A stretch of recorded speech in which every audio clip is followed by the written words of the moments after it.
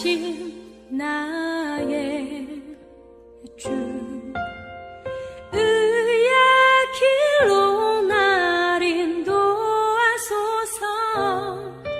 행하신 모든 일 주님의 영광 다 경배합니다.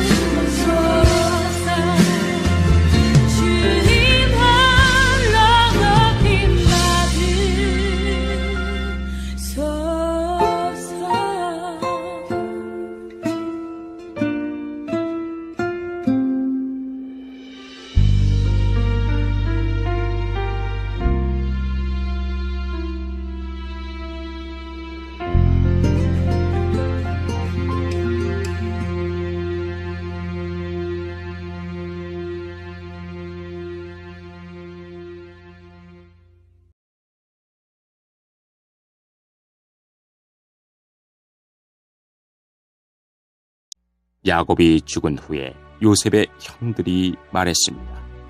만약 요셉이 아직도 우리를 미워하면 어떻게 하지? 우리는 요셉에게 나쁜 짓을 많이 했어. 만약 요셉이 우리에게 복수를 하려 하면 어떻게 하지? 그래서 그들은 요셉에게 사람을 보내어 이렇게 전하게 했습니다. 아우님의 아버지는 돌아가시기 전에 이렇게 당부하셨습니다. 너희는 몹쓸 짓을 했다. 너희는 요셉에게 죄를 지었다. 요셉에게 말해서 형들을 용서해 달라고 말하여라. 그러니 요셉이여, 제발 우리의 잘못을 용서해 주십시오. 우리는 아우님 아버지의 하나님의 종입니다. 요셉은 이 말을 전해 듣고 울었습니다. 요셉의 형들이 요셉을 찾아가서 요셉에게 절을 하며 말했습니다. 우리는 아우님의 종입니다. 그 말을 듣고 요셉이 형들에게 말했습니다. 두려워하지 마십시오. 하나님만이 하실 수 있는 일을 내가 어떻게 하겠습니까? 형님들은 나를 해치려 했지만 하나님께서는 형님들의 악을 선으로 바꾸셨습니다. 그래서 오히려 많은 사람들의 생명을 구할 수 있었습니다. 그러니 두려워하지 마십시오. 내가 형님들과 형님들의 아이들을 돌봐드리겠습니다. 이처럼 요셉은 형들을 안심시키고 형들에게 따뜻한 말을 해주었습니다. 성도 여러분 안녕하세요. 아잠 예배로 예배하는 여러분의 가정에 하나님의 은혜와 평강이 가득하시기를 주님의 이름으로 축원합니다. 오늘은 가족 간의 불화의 불씨가 남아있을 때라는 제목으로 말씀을 나누고자 합니다. 가정은 가장 따뜻한 사랑의 공동체여야 합니다. 그런데 누군가 진심으로 사과하고 화해했는데도 불구하고 마음 한켠에 여전히 불편한 감정이 남아있다면 어떨까요? 때론 사과를 하고 화해를 했는데도 정말 저 사람이 마음을 푼 게 맞나 하는 의구심 그리고 이유 모를 불안감을 갖게 된다면 어떨까요? 화해를 하는 것도 중요하지만 이 해소되지 않은 이 감정이 남아있다면 가정은 따뜻해질 수가 없습니다. 이 감정이 몇 번 반복되면 결국 큰 싸움이 되기도 합니다. 오늘은 이 해소되지 않은 감정의 불씨의 정체가 무엇인지 그리고 요셉은 어떻게 그 감정의 불씨를 완전히 끌 수 있었는지 함께 나눠보려고 합니다. 화해를 했는데도 불구하고 마음속에 불씨처럼 남아있는 해소되지 않는 감정의 정체는 과연 무엇일까요? 그 감정의 정체는 바로 세상이 말하는 정의로운 마음입니다. 세상의 정의는 이렇게 말합니다. 잘못한 사람은 잘못한 만큼 죗값을 받아야 하고 잘한 사람은 잘한 만큼 보상을 받아야 한다라고요.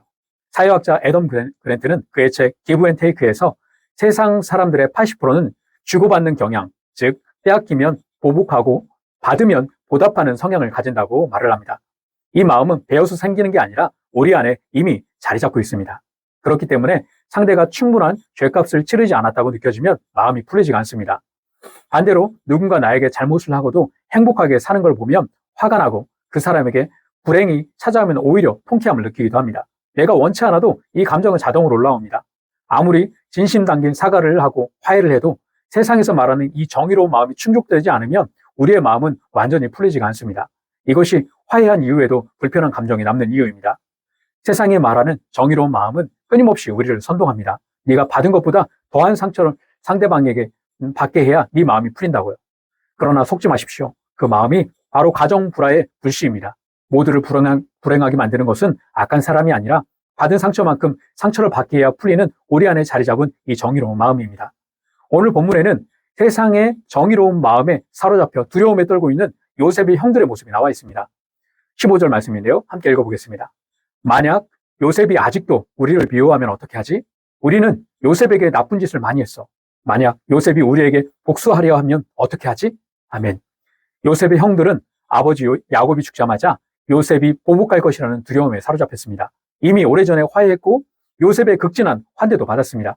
그런데도 두려워했습니다. 이유는 하나입니다. 형들이 여전히 세상의 정의에 사로잡혀 있었기 때문입니다. 아버지가 살아계실 때는 참았겠지만 이제 아버지가 돌아가셨으니 요셉이 틀림없이 우리에게 복수할 거라고 생각했던 것입니다. 생각해 보십시오. 요셉은 형들에게 노예로 팔렸습니다. 가족에게 배신당해서 이국 땅에서 종살이하고 억울하게 감옥에 가셨습니다. 형들이 충분한 죗값을 치렀습니까?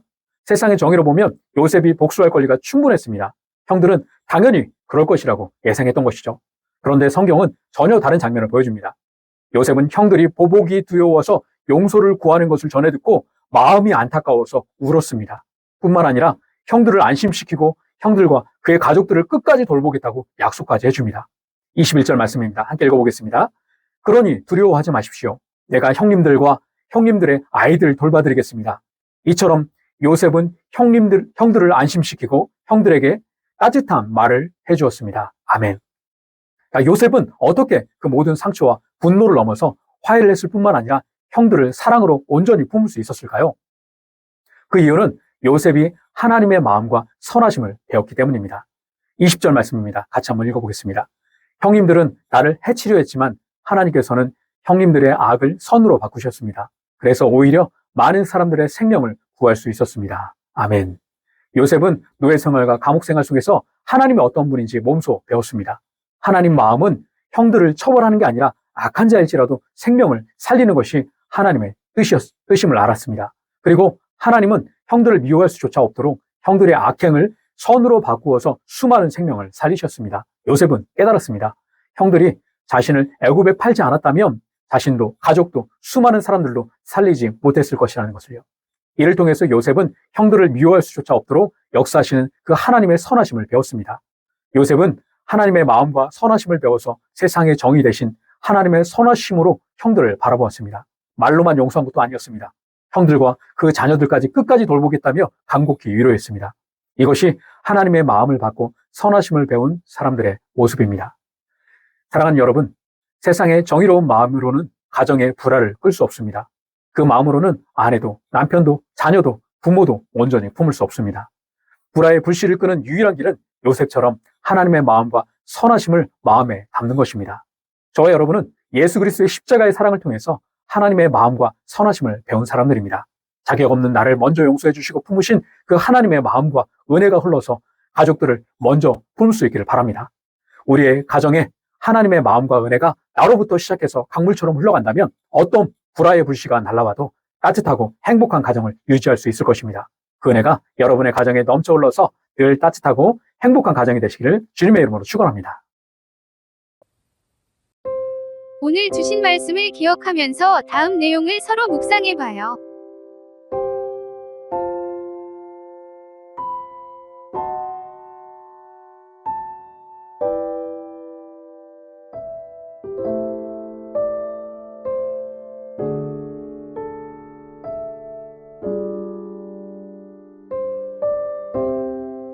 이제 주님께서 주신 기도로 예배를 마치겠습니다. 정성껏 마음 모아 기도합시다.